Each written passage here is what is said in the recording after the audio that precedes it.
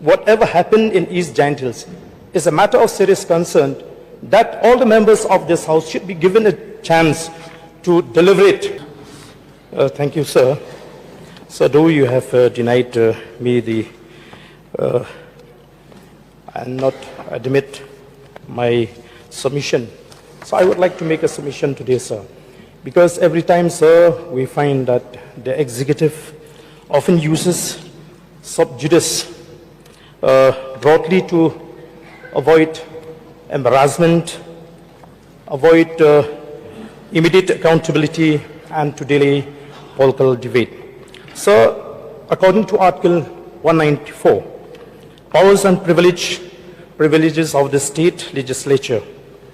And as a legislature, we have the freedom of speech within the House and power to discuss matters of public importance.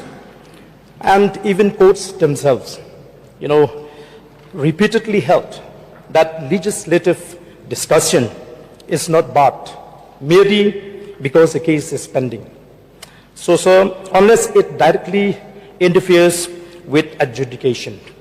So, sir, there are few areas which we are not supposed to be allowed to discuss, and there are some areas that we are supposed to be allowed. So we know that we cannot discuss guilty, innocence, evidence in court merits, and judicial findings. However, sir, we can discuss on administrative failure, policy lapses, and government negligence, and also preventive measures, sir. So, sir, I feel that the executive should not hide itself under this provision of subjudice.